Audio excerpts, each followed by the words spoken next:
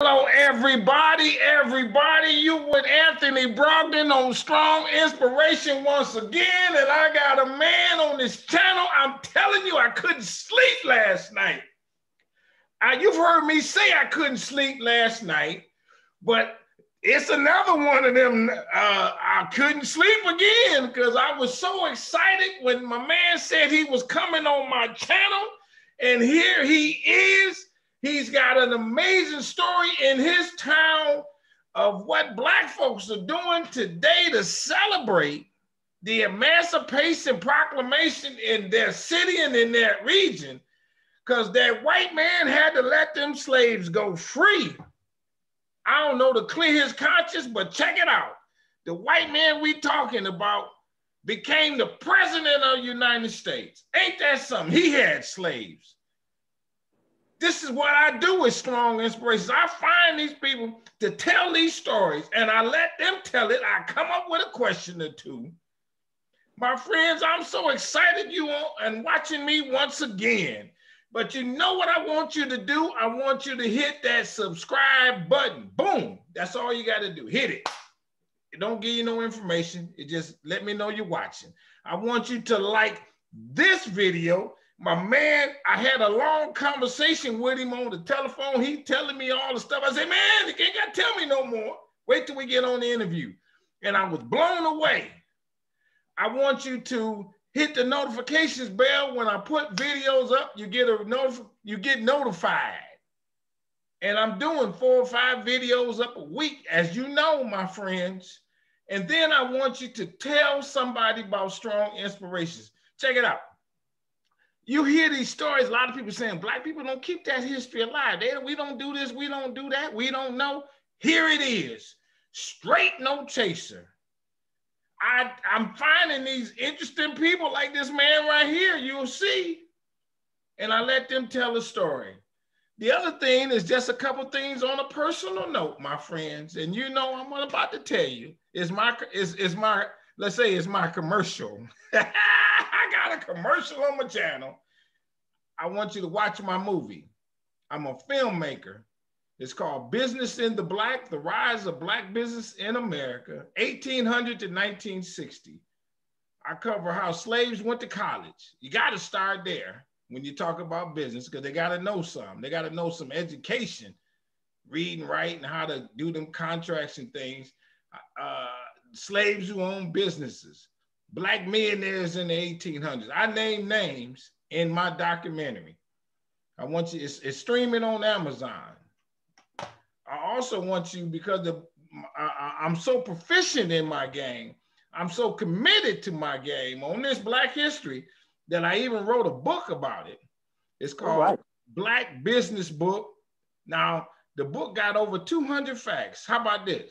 I had a guy say to me, he said, man, your book blew me away so much. He then called me back and ordered 10 copies. I said, because you ordered 10 copies, I'm gonna donate 1 copy, out of my stash, not his, out of my stash to a school in your honor. What school you want me to donate it to?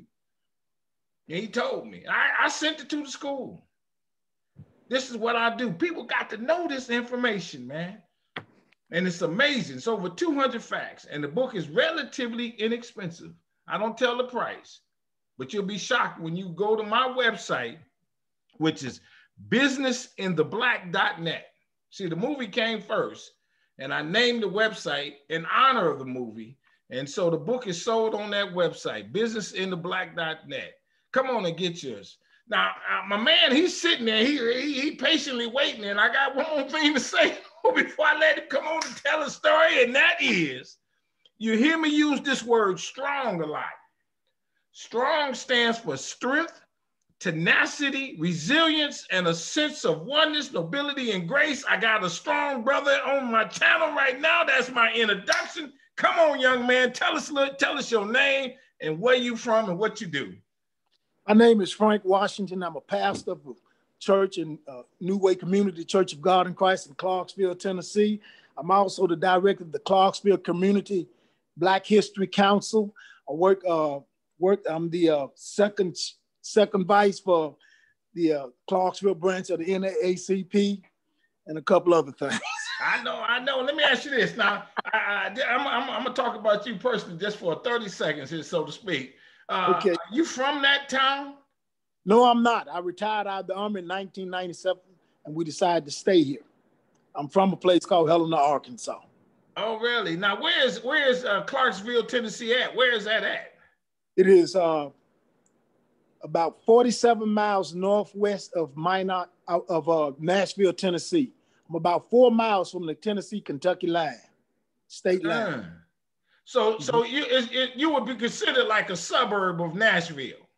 No, totally different. Rather than a suburb. Clarksville, a totally different city. It's the 5th largest city in the state of Tennessee. Is that right? Is there, what's the makeup of the black and white people? Is it more black people there? Is it a black town? 31% of the population of Clarksville, Montgomery County is African-American. Okay. You got about 7% Hispanic, some Asians, then the rest is Caucasian. Is there, okay, I'm gonna go a little deeper. So where you grew up, was there a Black history story in your town where you grew up at? No. Are you kidding me? No, not in Helena, Arkansas when I grew up. There's no Black history stories? None. Because there's no Black history people? There's no Black people there in that town? I'm gonna share this with you. When I grew up, in the 9th grade, we had a forced integration of the high school. Until I went to that high school and saw that a brain was a brain, didn't matter what color you was. Yeah. Everything in my world told me that whites were better than blacks in Helena, Arkansas. They lived in better houses. The schools was better. They had better cars. They had better jobs. So, but until they integrated the school and you could see for yourself, Yeah. Okay. Yeah. So you knew your place there? Oh yeah, they tried to make sure that we knew our place. But you being the kind of guy you are, maybe, because your parents told you some things, did you try to revolt to say, I don't want to be in that place? No. Honestly, like a lot of things I got from church, going to church. I got you. And that's kind of the education I got to have a mind to get ahead and so forth and everything. And the Lord blessed me with a good amount of intelligence, pick up things quick and everything.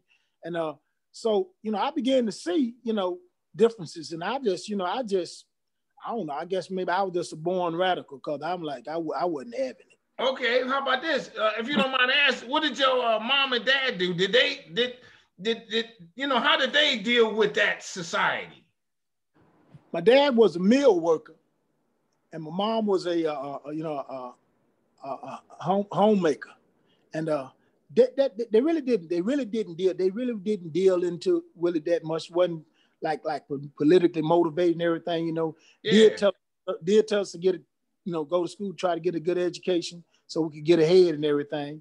But other than that, nothing. Okay, hold on. Was you scared of white people? Like when they walk down the street, was it so bad that you would walk on the other side and all that kind of thing? Now I was not. I never developed a fear of them, but I saw things they did. I was partially raised by my grandparents until I was about 11 years old. I got you. I would see white boys call my granddaddy a boy. Really? Yeah, and so now me not being aware of the deal, one young dude did that, and I took him to the side and said, you do it again, you're gonna have to deal with me right here and right now. Oh, I love it. Boils. And so But hold on. But when you did that, did your grandfather say, "Hey, hold on, man, I don't need that kind of trouble"? He didn't know I even did it to the boy. He didn't even know I did it, So they was there was a sense of everybody kind of like knew their place, because I actually saw like the white water fountain and the colored water fountain. Yeah, they had that there where I lived at. The actual railroad track to segregate the whites from the black and all that. I grew up with that kind of stuff. Really? But when they forced the integration in the high school, that's what brought a lot of things to a head with us.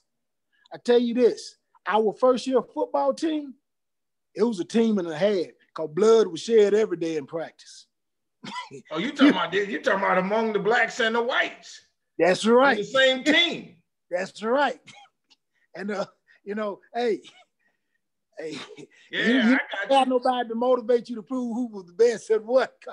So let me, how about this? So have you ever been called a nigger? Oh yeah. Oh really? Yeah. Gun put in my face, talking about, I was, who got the gun? I'm saying, if I had one, you wouldn't have yours in my face. Oh yeah. Oh really? Guilt, that's cause you are black. Oh yeah. So what did you say though? Or you just kind of had to walk away and let it roll off your back? Sometimes you did, and sometimes, especially nice in school things, I would talk and tell them, I remember a teacher talking about well, you got to understand they were raised this way. I said, well, daddy need to teach you the truth then. It's not my fault they don't know the truth. So why should I have to just because they don't know the truth? Okay, how about this? Now, I might be wrong. I'm a northern boy, and I ain't never had none of that. I ain't gonna lie to you.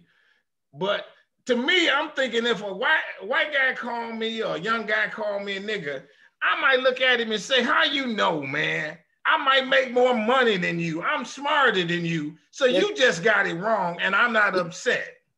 Can you look at it like that? That didn't matter. They taught. See, it was taught. I learned something. And to this day, I say that until racism is stopped, unless racism is stopped being taught in the homes, we'll always have it. And the reason I know that, as a teenager, one day in the grocery store, little white girl was tugging on her mama's arm and pointed at me, said, Mommy, is that a nigger? And I looked at the lady and I said, what you gonna say? Because all your daughter's asking for is verification from something you've been teaching them. So now what you gonna say? Woman got her ass snatched the daughter and left and all that, but that's the kind of environment it was. I was on a job. I got hired in my senior year. I only needed to go to school a half a year because I had enough credits to graduate and everything. So I got a job. I got a job as a welder. This is high school, right? You talking about high school? Okay. I got a job as a welder. I went to college at night to get certified. So now I'm a certified welder. Okay. But because I was a black kid, 12th grade, they used me as a janitor. The only time I got in as a welder when one day a lot of work was going on, couple of welders was out for whatever reason, and they remembered that, oh yeah, Frank said he could weld. And I could, but that's how I got a chance. And the sad part about that, a black man doubted my abilities. And I will never forget him because they called him Big Frank and they called me Little Frank. And he said, this ain't together, and took a ball, ping him and hit it. It stayed together. Then he said, well, I guess you can weld. Yeah, but he was socialized in his mind. Yeah, oh yeah. Sure he was. But anyway, that's it. And it was a supervisor there that could not stand me because I was black and had a few brain cells that worked properly. Yeah, I got you. And he tried to hook me up one day, tried to get me in a jam. And the boss, the owner of the plant knew my mother from working in the homes and stuff like that. Yeah. So I went and talked to him and told him what was going on. He said, I'll tell you what the guy tried to do, tried to make me pay for a piece of equipment that was insured by the company. The brakes went out on it and crashed into a wall, didn't hurt myself or nothing, but he wasn't gonna make me pay for the equipment. And so I went and told him, what was going on. He said, go ahead and do it, but I'll supposed to pay him $400. He said, but pay him in 20s. And I'm gonna show up as you count it out. And that's what he did, the owner of the plant. And they said, what's going on here? And I said, oh, I'm paying, I won't call his name. Yeah. For breaking that piece of equipment the other day. I'm paying him. And he looked at him, chewed him out, one up, one side down, the other, get my money back. Oh, and it actually had to come to the point that he couldn't say nothing to me. And I wasn't going to say nothing to him because he was hindering work. Let me ask you, have you ever had a white friend? Sure, many of them. Oh, yeah. I'm talking about growing up. Growing up? Back home? Not really. Not really, nobody really called like friend. But I mean, like, so when you went to school with him, did you ever have a white kid that you thought was not a racist or something that was kind of cool? Sure. But then he could get beat up by the other white people for being that way, couldn't he? Could have. You know, it was a few guys. You know, it was quite a few. You know, that was what wasn't by everything that was being taught and said. You know, it was mainly to establish the older folks and everything. Yeah. And out of 4 years of high school, we never had a prom because they didn't want the racial mixing. Wow. Powers that be. And it was happening every day. Curiosity, the fact it was through the ceiling. Blacks and whites, through the ceiling. The mayor of the city had twin daughters. Them girls love black guys. he would roll over in his grave if he knew that's what his daughter was doing. Wow. So a lot of us young people, it wasn't a big issue, but the grown-ups kept making it an issue. Oh, really? And they were the one making policy and stuff like that. Yeah, I got you. It's high school. I got you. Well, now, was there a black? I know there was a black neighborhood, so y'all in y'all black neighborhood had your own stores and stuff like that. Y'all could do shopping and didn't have to go to the white side. Oh yeah, we had that. Yeah, did the white people come on your side to shop or something like that, or you just never saw them? Some did. Yeah, we saw it. Like I'm from a small town, so it's only had a couple of main shopping areas. Yeah, everybody went. Everybody went. Did you? One last question, because this is good stuff. I appreciate you going this way with me.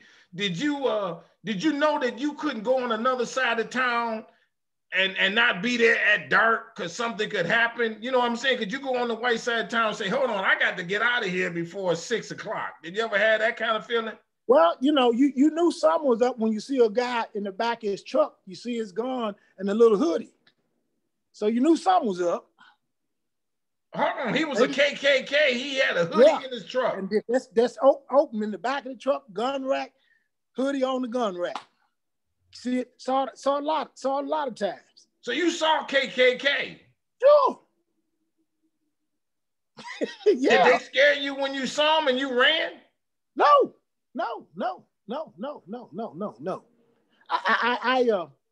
I lived in fear during one period of my life. Got called the bullying, some small dude, and I vowed I would never do that again. And I didn't. Said, you know what? You have to take me out before I be afraid of you. Oh, I love it, my man. I love it. Hey, the mindset. Because you can't live in fear. You can't enjoy nothing. I said, forget that. No guts, no glory. You have to take me out. I'm a 20-year military veteran.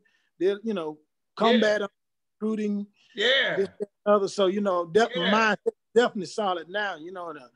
Got some special skill sets that Uncle Sam taught me. And, hey. So you can imagine, now you got me going, we're going to get on the story, but you can imagine that if you were growing up even before your time and my time, how a black man would say, I've had enough. I can't take this no more. You got to take me out. Yeah. My parents used to tell me, said, you wouldn't have made it back in like the 30s. Yeah, I understand. Not the mindset. Your mom be done got you killed. My God. But now I just, no. I just, no. Like I said, once I got in high school and I saw that a brain is a brain, all best was off for me from that point on. Okay, I got to keep going on this, man. You got me going. You said a brain is a brain. You had a black kid that was just as smart, maybe yourself, got just as good of grades as the white kids, and they couldn't do nothing about it. That's right. I was the black kid. Because I was wondering, I was an A&B student, right? And I was wondering, how am I going to, it's going to be in, shoot, man, forget it. You know what? A molecule is a molecule in the black school, the same as it is in the white. Same thing, NaCl is salt everywhere you go. I got you. LP is iron everywhere you go. So I got you. Oxygen, CO2 is carbon dioxide everywhere you go. I got you. I got you. I got you. Let's get to our story. Go ahead and talk about this. And it's called the 8th of August, everybody. And everybody, I want you to be quiet for another few minutes. I'm not going to ask. I'm going to let my man do the talking. What is it? Let's get it on. All right. The 8th of August. It is a celebration that has been going on over 158 years in the Clarksville, Tennessee area. It started out,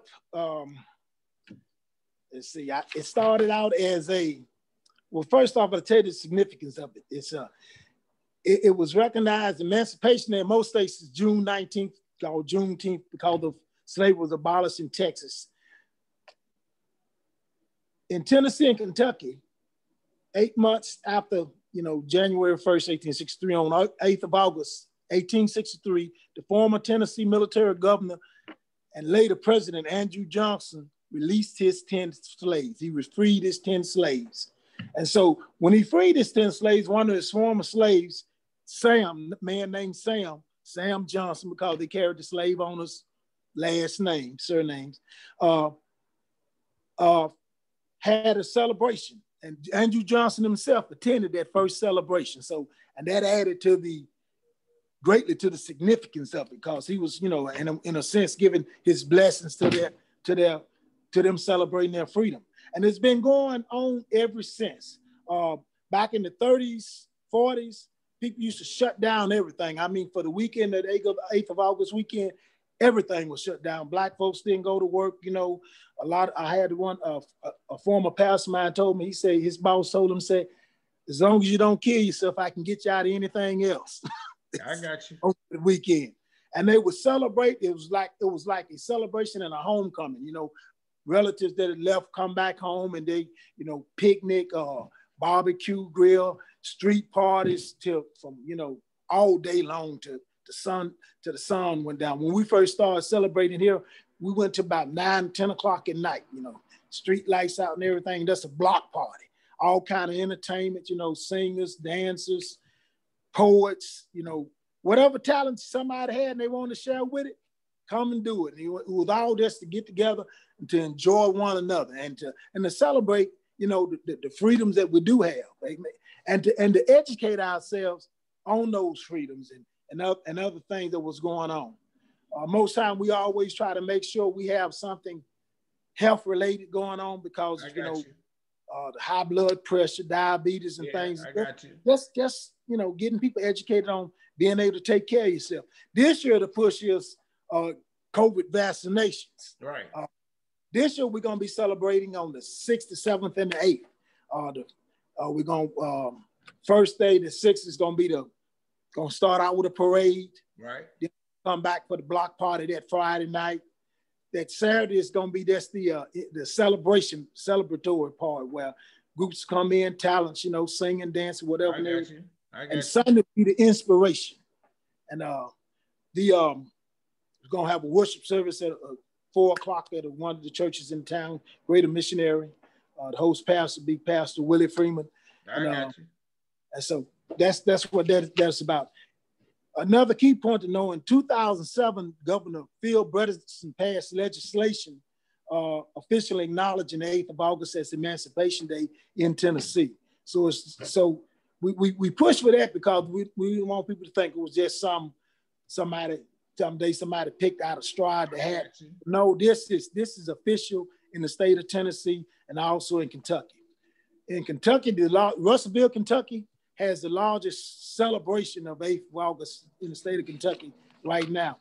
You can find additional information on all these things I'm talking about on KET, Kentucky Educational TV. You go to Kentucky Educational TV, you'll see some of us on some of those on some of those shows they got there. Yeah. But it's very important. Very important. Okay, let me ask. Let me. I got a couple questions came to mind. How many? Okay, hold on. Before I say how many slaves did he have? Did they know? 10. The record said he had 10 of them that he released, that he freed. And why? Okay, 10 ain't a lot of number, I don't think. No, it's not. So, but because he became president, and was he the first to initially do it or something like that? Why is it such a big thing that he did it? How about that question? Well, he was like a non-military governor when he did it. So he was in charge of Tennessee when he did it. Oh, I got you. That's what gives the significance. Like I think it said like he was like the governor of Tennessee. I got you. He did it, you know. So you can suspect that when he did it, it made news. Yeah, let me say like I said, he was the Tennessee military governor at the time. So yeah, it made big news. If he did it, you know, the top politician in Tennessee did it, then yeah, it had some power. That meant everybody else gonna have to go to letting yours go too. Oh, that was like operating from the top down. I got you. I dig it. And why do you think he did it? Because he was going to run the presidency? Why did he do it? Or was it just his conscience got to him? Or what do you think that was? Well, I really don't know. You know, they said, you know, the way the history is written that, you know, he was, he was I guess a man ahead of his times and this, that, things like that. But one the local historian said, a college professor, he's retired now, emeritus, said that Union soldiers came. A lot of times slaves didn't get free until Union soldiers came. Right. And they was released at gunpoint. The unit that came to see Mr. Johnson was had I think it said it was a Lieutenant Butler that was in charge of the regiment that came to here in Tennessee. I got you. And it was a lot of times they was really released under gunpoint, at gunpoint. But really? History is his story, right? I got you. Whoever wrote this wrote it to favor them. I got you. But there's some other things that go along with it. They said that's why there's disparity in dates when slaves were released. Some in this region, Juneteenth, some in April, some in August, some in May, because a lot of times they wasn't really being released until Union soldiers got there and it was done at gunpoint. Because, let's face it, who wants to give up free labor? I got you. Well, now, and then he became the president. Yes. But now if you know this one, when did he become the president compared to when he released the slaves? God. Because he's after Lincoln. Yeah. He released the slaves in August 8th, 1863. He don't become president until like 66. Yeah, somewhere like that. Yeah, it's 66 because Lincoln was killed right after he did what he did. Yeah. He wasn't president when he released it. It was a few years after, 2 or 3 years, maybe 4 years after. 66, 68, whatever year. Yeah, that's when he probably became. But how about this one though, everybody? They say when he became president, he was not a nice guy to black people. No. He did some things to undo what Lincoln had done. Sure he did. That's why I said, what I said about a lot of times they wasn't really released. Slaves weren't released until the military presence was there demanding people to demanding them. Yeah, Johnson, he came in. Now that Reconstruction period was up under him. That's right. But still, as soon as he could, he kind of took back some of that Reconstruction stuff. That Reconstruction went about, they said 65, really when the slavery ended, to about 77. Mm-hmm. And then he was in an office and stuff like that. And he let that Jim Crow thing come on effect too. I think that was under Johnson. Yeah, it was. Yeah, I think that Jim Crow thing was under Johnson. So he released his slaves. Do you know what his slaves did? Were they picking cotton or rice or tobacco or they wasn't even in the field? They might have been just at the house. I really don't know. Yeah, that would be pure speculation. I don't like throwing that. So. Yeah, I got you. And it's called the 8th of August. 8th of August. 8th of August. Everybody, the 8th of August. So now, how about this? How many people, do people come out of town and I mean that hear about it? Now I'm talking about people from Tennessee, but do you think you get other visitors coming to see the celebration and partying with y'all? Yeah, we do. Yeah, we do. I'm coming next year, man. I can't make it this year, I don't think. Okay. Because I'm coming next year, and everybody, I'm gonna put you on notice. How about this? Okay. When I come, I'm gonna invite at least 300 people to come with me. Bring them. We're gonna get some hotels. We're gonna be a part of the party in your town. All right then. In 2022, this is what we're gonna do here, and what I want to be a part of. And all so, right. I got some other stuff like that I'm doing. I'm announcing. But now to find out about your organization who sponsors, what's your website and all that kind of stuff? Because you're a part of an organization that's helping pull this off, right? Right, yeah. Clarksville Community Black History Council. That's what it falls under. I got you. That's what it falls under. I got you. This celebration, the 8th of August celebration. I got you. And so that's where you can find information on us at the Clarksville Community Black History Council, or my name. Okay. Now, what I'm going to do, everybody, is going to be in the description, the website and stuff like that. If y'all can make it, y'all any place close, whatever. Going down there this year, but next year I'm going to make it. I'm going to invite a couple hundred people. I'm going to put it all out there on the media and stuff to come down there and join me. And let's partake in this. Do y'all, I'm sure y'all have an educational component for people to understand why they're there to party. Oh, yes. It ain't just come and hang out. Let me just, for half an hour, let's talk about what happened. Yeah, we have a very strong educational proponent of it because we want people to know their history. It's important to know that. Right. I mean, the true history. Right. And so, we make sure that it's more than just, going out having a good time. Yeah, I got you. I like it. That is an educational arm of it. Amen. I got you. Most time on the Friday evenings, we have a youth night. And that youth night is comprised about, just educating. I got you. I love it. Giving facts about our history, like great kings and queens of Africa. You need to know that we got that we're descended from royalty. That's right. That was a college in Timbuktu. It took 40 years to graduate. That's right. And so they need to know about some of the African dynasties. Yes. That yes. Are how amazing it was. People like Hannibal. Yes. Came with 20-some miles of conquering Rome itself. Yes. So cross the Alps with elephants. Give me a break. Yes, I love it. They need to know about the USS Mason. The only ship in World War II with an all-black crew. That's right. Had white officers, but an all-black crew, and they were icebreakers to keep free up ship. They need to know about. Do white people come to the celebration? Y'all get some white people show up? Yes, yeah.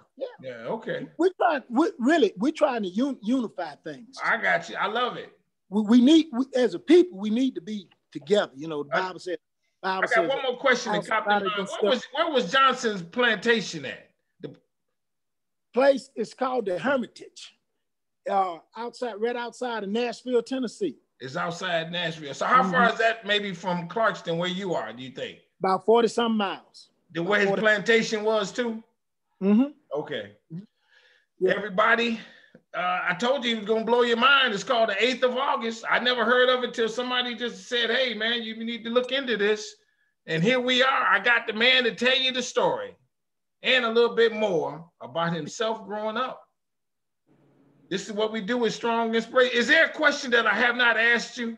Something that you wanted to say as we close? The thing about it is, we want to present our history, and we want to bring unity to our community, and that's what we're really pushing for. Equality and fairness, and that's what we push for. I love it. We also an advocating organization. We advocate for people's civil rights. We do that also. I got you. Thank you so much for coming on the channel, Pastor. Thank you for having me. Man, I appreciate it. Like I said, give me, next year we're gonna make this happen. And tell everybody down there that that we happy y'all doing this, man. We happy y'all keeping this history alive. And to you, my brother, I say this with all sincerity. I want you to stay strong, stay safe, stay on your grind. I love what you're doing, educating them people, keeping this history alive, and keeping this attitude of how we got to come together. And making people understand that you're stronger together than divided. And so I say to you, just keep doing what you're doing, man. I appreciate it. We out. Bye-bye. Bye-bye. God bless. Yeah.